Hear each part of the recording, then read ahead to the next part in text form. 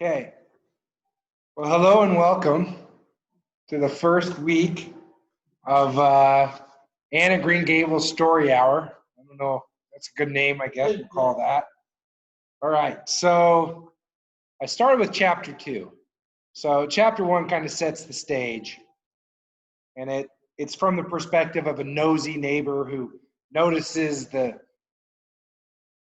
neighbor across the valley leave, but he's not leaving in haste, and she just can't figure out, well, where would he be going? So she decides to pay a social visit, finds out that Mathew Cuthbert is headed to go adopt an orphan from the train.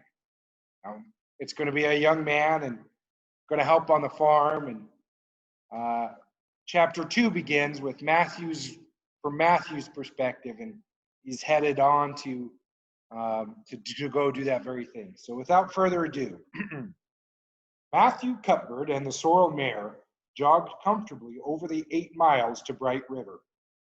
It was a pretty road, running along between snug farmsteads, with now and again a bit of balsamy firwood to drive through, or a hollow where wild plums hung out their filmy bloom. The air was sweet with the breath of many apple orchards, and the meadows sloped away in the distance of horizon mists of pearl and purple. I should probably help. She's got it, I think. Okay. Mathew enjoyed the drive after his own fashion, except during the moments when he met women and had to nod to them. For in Prince Edward Island, you are supposed to nod to all and sundry you meet on the road, whether you know them or not. Mathew dreaded all women except Marilla. Now that's his sister, Marilla, and Mrs. Rachel, that's the nosy neighbor. He had an uncomfortable feeling that the mysterious creatures were secretly laughing at him. He may have been quite right in thinking so, for he was an odd-looking personage with an ungainly figure and long iron gray hair that touched his stooping shoulders, and a full, soft brown beard, which he had worn ever since he was 20. In fact, he had looked at 20 very much like he looked at 60, lacking a little of the grayness. I should probably... I'll be right back.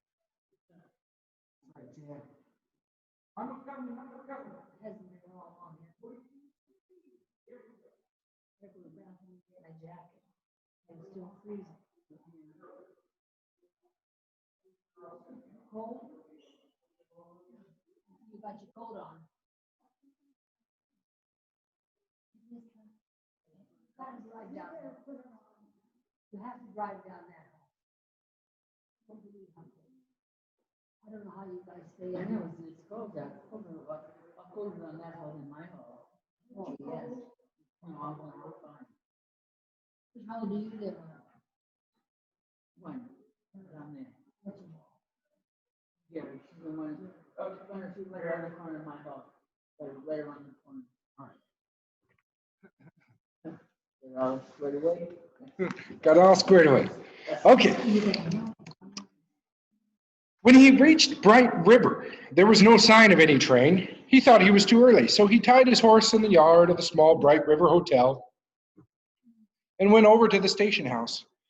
The long platform was almost deserted, the only living creature in sight being a girl who was sitting on a pile of shingles at the extreme end. Oh, nobody at the train station, with the only living creature in sight being a girl who was sitting on a pile of shingles at the extreme end. Mathew, barely even noting that it was a girl, sidled past her as quickly as possible without looking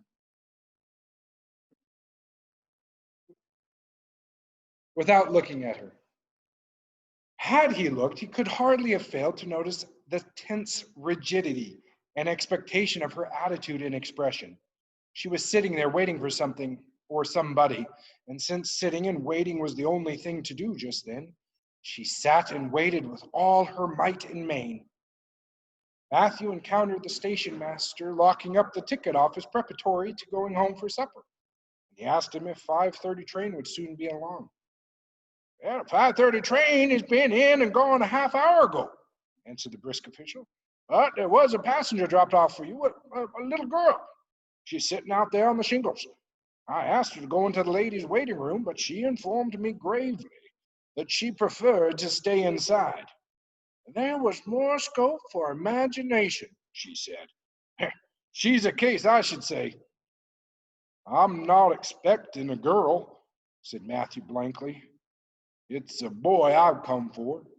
He should be here. Mrs. Alexander Spencer was to bring him over from Nova Scotia for me.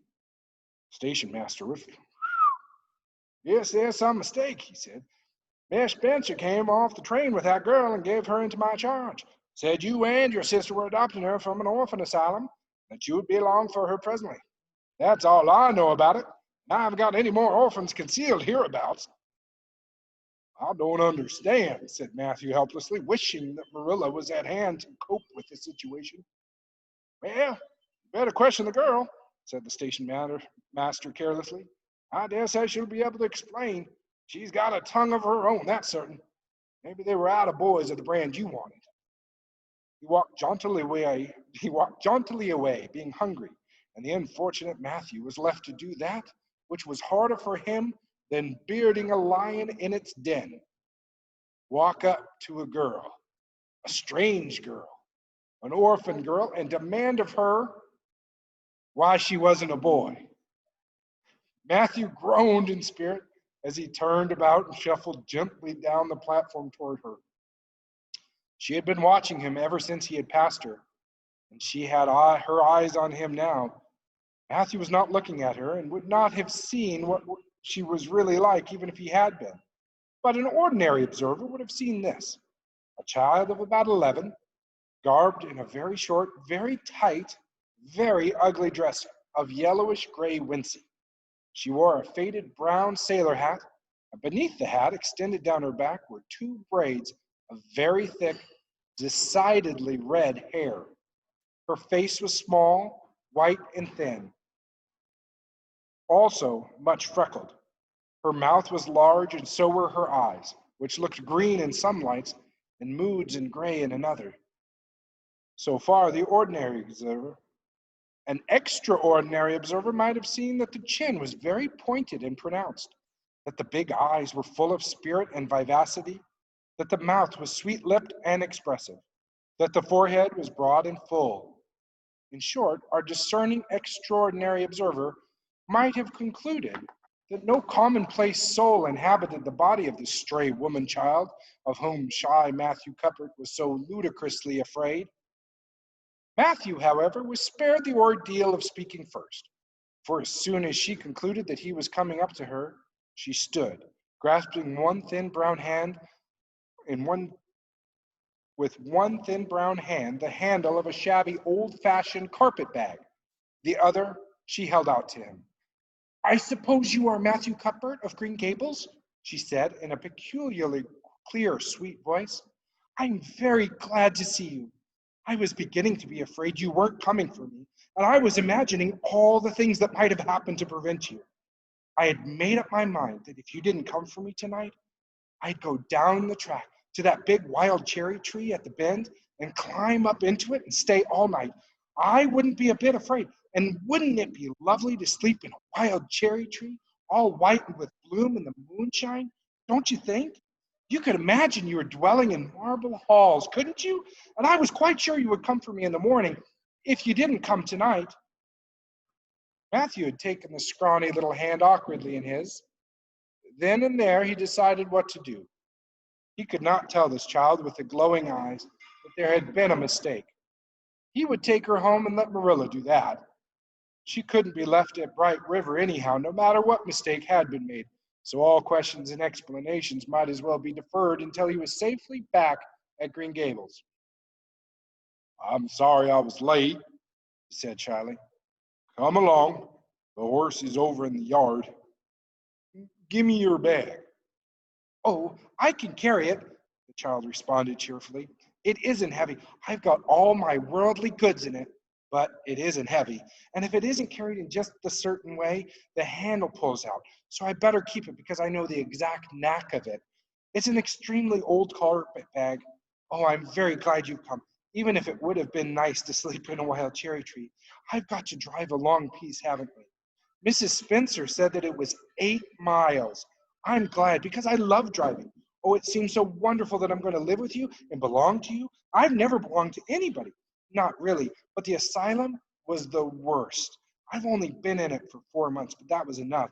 I don't suppose you ever were an orphan in an asylum, so you can't possibly understand what it's like.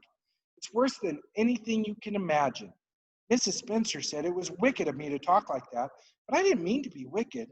It's so easy to be wicked without knowing it, isn't it?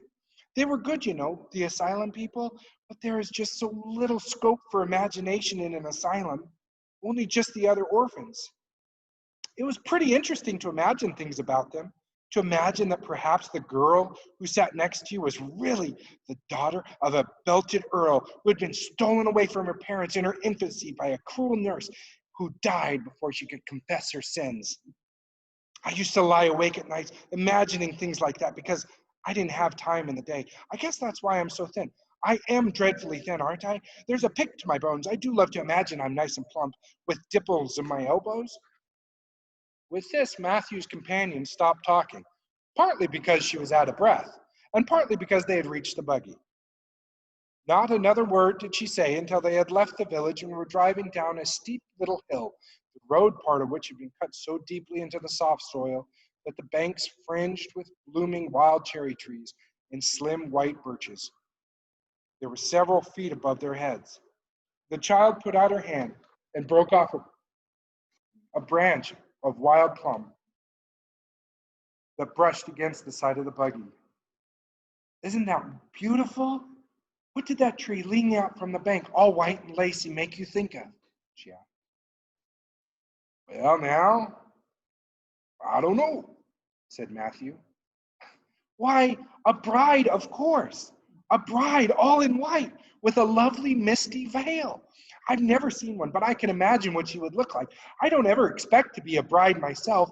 I'm so homely, nobody will ever want to marry me unless I might be a foreign missionary. I suppose a foreign missionary might not be very particular, but I do hope that someday I shall have a white dress. That is my highest ideal of earthly bliss. I just love pretty clothes, and I've never had a pretty dress in my life that I can remember. But of course, it's all the more to look forward to, isn't it? And then I can imagine that I'm dressed gorgeously. This morning when I left the asylum, I felt so ashamed because I had to wear this horrid old wincey dress. All the orphans had to wear them, you know. A merchant in Hopeton last winter donated 300 yards of wincey to the asylum. Some people said it was because he couldn't sell it, but I'd rather believe it was out of the kindness of his heart, wouldn't you? When we got on the train, I felt as if everybody must be looking at me and pitying me, but I just went to work and imagined that I had on the most beautiful pale blue silk dress, because when you are imagining things, you might as well imagine something worthwhile. And a big hat, all flowers and nodding plumes, and a gold watch, and kid gloves and boots. I felt cheered up right away, and I enjoyed my trip to the island with all my might. I wasn't a bit sick coming over the boat, neither was Mrs. Spencer, although she generally is. She said she hadn't had time to get sick, watching to see that I didn't fall overboard. She said she never saw the beat of me for prowling about. But if it kept her from being seasick, it's a mercy I did prowl, isn't it? And I wanted to see everything that was to be seen on a boat, because I don't know whether I'll ever have another opportunity. Oh, there are a lot more cherry trees all in bloom. This island is the bloomiest place. I just love it already, and I'm so glad I'm going to live here.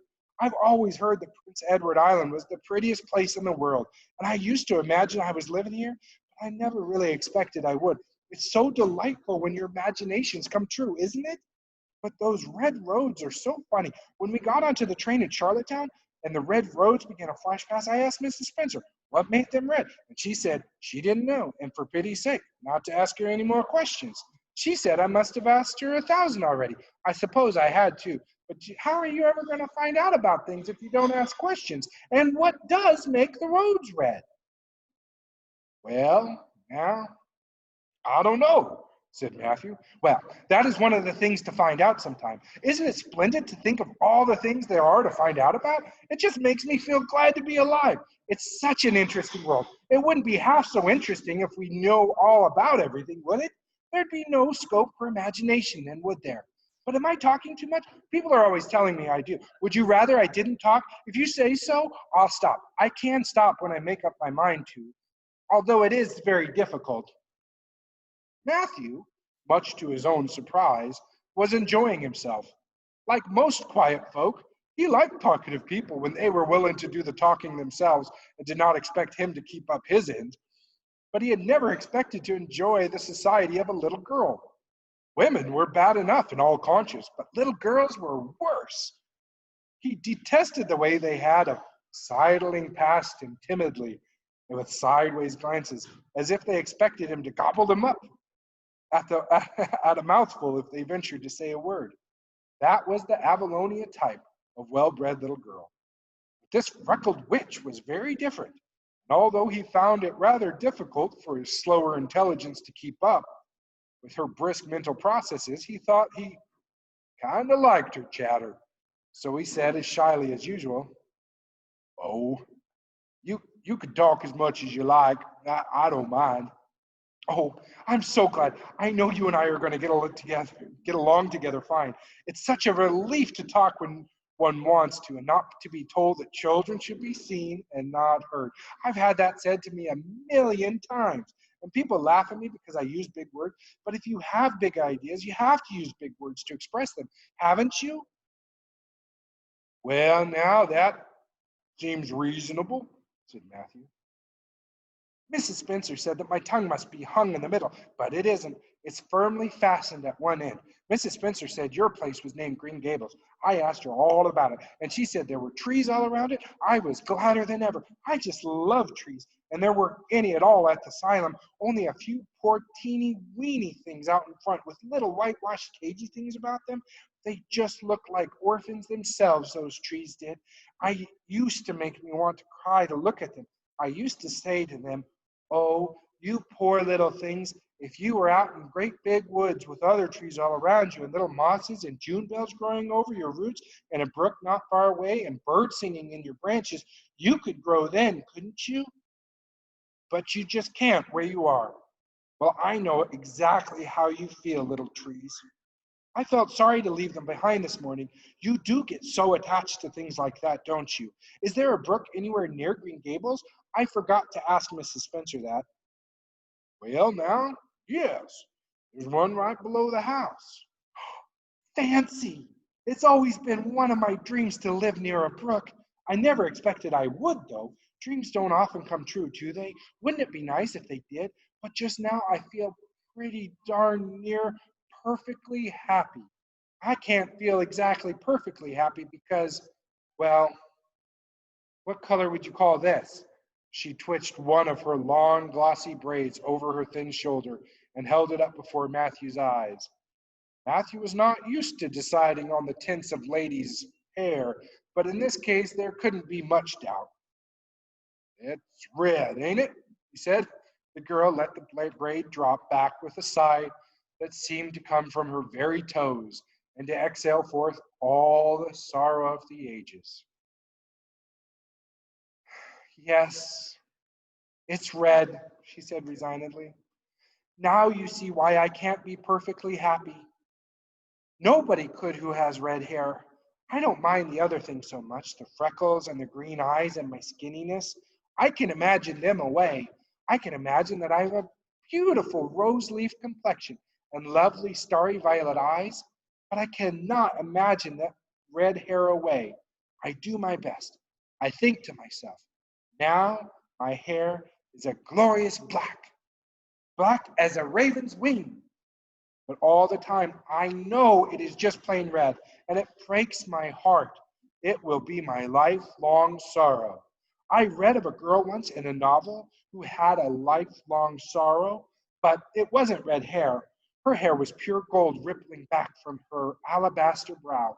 What is an alabaster brow? I never could find out. Can you tell me?" "Well, now I'm afraid I can't," said Matthew, who was getting a little dizzy. He felt as he had once felt in his youth when another boy had enticed him to go on the merry-go-round at a picnic. Well, whatever it was, it must have been something nice because she was divinely beautiful. "Have you ever imagine what it must feel like to be divinely beautiful? Well, now, no, I haven't, confessed Matthew. Well, I have often. Which would you rather be if you had a choice? Divinely beautiful, or dazzlingly clever, or angelically good? Well, now I don't exactly know. Neither do I. I can never decide, but it doesn't make much real difference, for it isn't likely I'll ever be either. I'm certain I'll never be angelically good. Mrs. Spencer says, "Oh, Mr. Cuthbert! Oh, Mr. Cuthbert! Oh, Mr. Cuthbert!" That was not what Mrs. Spencer had said. Neither had the child tumbled out of the buggy, nor had Matthew done anything astonishing. They had simply rounded a curve in the road and found themselves in the avenue. The avenue, so called by the Newbridge people, was a stretch of road 400 or 500 yards long, completely arched over with huge, wide-spreading apple leaves, planted years ago by an eccentric old farmer.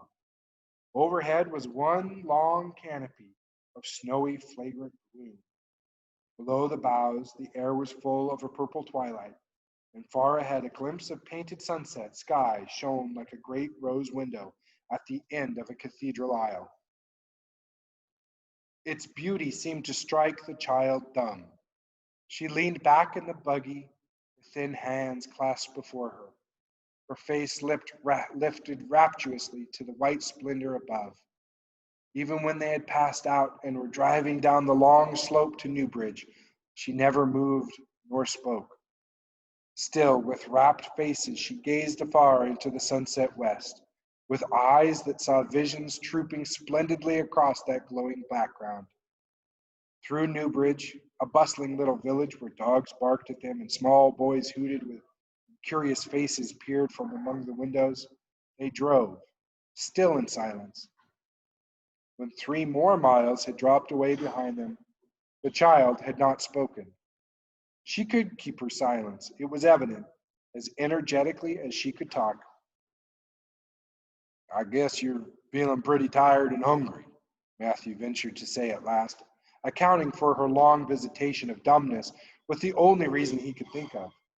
"But we haven't got far to go now, only another mile."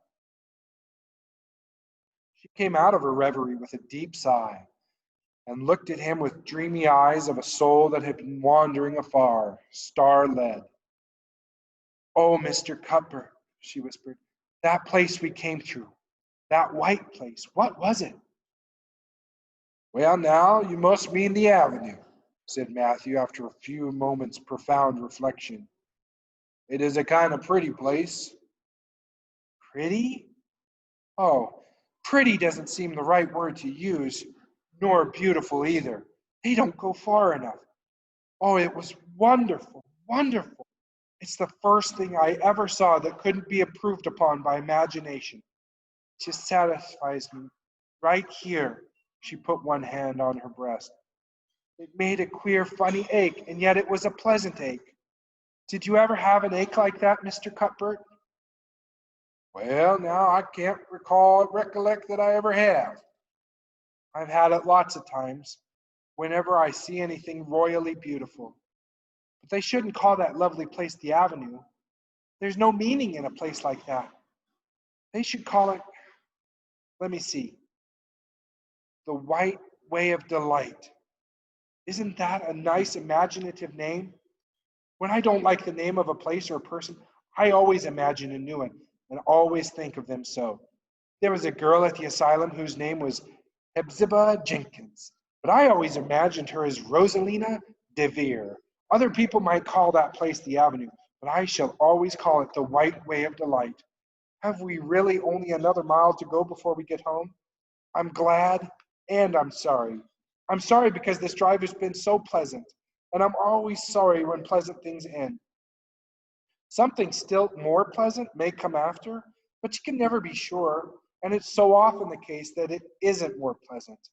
That has been my experience anyhow. But I'm glad to think of getting home. You see, I've never had a real home since I can remember. It gives me that pleasant ache again just to think of coming to a really truly home. Oh, isn't that pretty? They had driven over the crest of a hill. Below them was a pond, looking almost like a river, so long and winding was it. A bridge spanned it midway, and from there to its lower end, where an amber-hued belt of sandhills shut it in from the dark blue gulf beyond, the water was a glory of many shifting hues. The most spiritual shadings of crocus and rose and ethereal green, with other elusive tintings for which no name has ever been found. Above the bridge, the pond ran up into the fringing groves of fir and maple, and lay all darkly translucent in their wavering shadows. Here and there, a wild plum leaned out from the bank like a wild, white-clad girl tiptoeing to see her own reflection. From the marsh at the head of the pond came the clear, mournfully sweet chorus of the frogs. There was a little gray house peering around, and a white apple orchard on a slope beyond. And although it was not quite dark, a light was shining from one of its windows. "That's Barry's Pond," said Matthew. "Oh, I don't like that name either. I shall call it, let me see, the Lake of Shining Waters. Yes, that's the right name for it. I know because of the thrill. When I hit on a name that suits exactly right, it gives me a thrill. Do things ever give you a thrill?" Matthew ruminated. "Well, now, yes. It always kind of gives me a thrill to see them ugly white grubs that spade up in the cucumber beds. I hate looking at them." "Oh, I don't think that can be exactly the same kind of thrill. Do you think it can? There doesn't seem to be much connection between grubs and lakes of shining waters, does there? But why do other people call it Barry's Pond?" "I reckon because Mr. Barry lives up there in that house. Orchard Slope's the name of his place. If it wasn't for that big bush behind it, you could see Green Gables from here. But we have to go over the other bridge and round by the road, so it's near a half-mile further." "Has Mr. Barry any little girls?" "Well, not so very little either. Any girls about my size?" "He's got one about 11. Her name is Diana." "Oh," with a long indrawing of breath, "what a perfectly lovely name." "Well, now, I don't know. There's something dreadfully heathenish about it, seems to me. I'd rather Jane or Mary or something sensible like that. But when Diana was born, there was a schoolmaster boarding there. They gave him the naming of her, and he called her Diana." "I wish there had been a schoolmaster like that around when I was born. Oh, here we are at the bridge. I'm going to shut my eyes tight. I'm always afraid of going over bridges. I can't help imagining that perhaps just as we get to the middle, they'll crumple up like a jackknife and nip us. So I shut my eyes. But I always have to open them for all when I think we're getting near the middle, because you see, if the bridge did crumple up, I'd want to see it crumple. What a jolly rumble it makes. I always like the rumble part of it. Isn't it splendid? There are so many things to like in this world. There, we're over. Now I'll look back. Good night, dear lake of shining waters. I always say good night to the things I love, just as I would to people. I think they like it. That water looks as if it's smiling at me." When they had driven up further hill and around a corner, Matthew said, "Last page." Do you need to answer that, Jerry?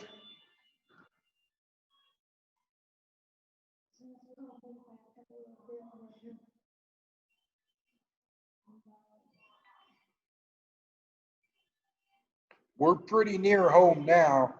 That's Green Gables over." Oh, don't tell me," she interrupted breathlessly, catching at his partially raised arm and shutting her eyes that she might not see his gesture.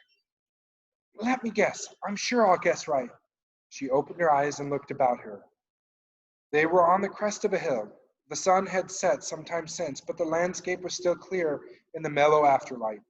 To the west, a dark church spire rose up against a marigold sky. Below was a little valley, and beyond a long, gently rising slope with snug farmsteads scattered along it. From one to another the child's eyes darted, eager and wistful. At last they lingered on one away from the left. Far back from the road, dimly white with blossoming trees in the twilight of the surrounding woods. Over it, in the stainless southwest sky, a great crystal white star was shining like a lamp of guidance and promise. "That's it, isn't it?" she said, pointing. Matthew slapped the reins on the sorrel's back delightedly. "Well, now you guessed it, but I reckon Mrs. Spencer described it so you could tell." "No, she didn't. Really, she didn't. All she said might just as well have been said about most of the other places.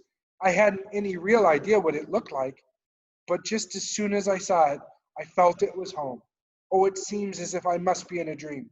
Do you know, my arm must be black and blue from the elbow up, for I've pinched myself so many times today. Every little while, a horrible, sickening feeling would come over me, and I'd be so afraid it was all a dream. Then I'd pinch myself to see if it was real, until suddenly I remembered that even supposing it was a dream, I'd better go on dreaming as long as I could. So I quit pinching. But it is real, and we're nearly home." With a sigh of rapture, she relapsed into silence. Matthew stirred uneasily.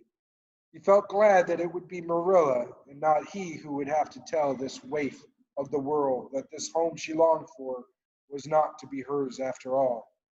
They drove over Lynn's Hollow, where it was already quite dark, but not so dark that Mrs. Rachel could not see them from her window vantage, and up the hill and into the long lane of Green Gables. By the time they arrived at the house, Matthew was shrinking from the approaching revelation with an energy he did not understand. It was not of Marilla or himself he was thinking of the trouble this mistake was probably going to make for them, but of the child's disappointment. When he thought of that rapt light being quenched in her eyes, he had an uncomfortable feeling that he was going to assist at murdering something. Much the same feeling that came over him when he had to kill a lamb or calf or any other innocent little creature. The yard was quite dark as they turned into it, and the poplar leaves were rustling silkily all around it. "Listen to the trees talking in their sleep," she whispered, as he lifted her to the ground. "What nice dreams they must be having." Okay. Yay. Thank you. What fun. So that was chapter 2. Thank you all for listening at home.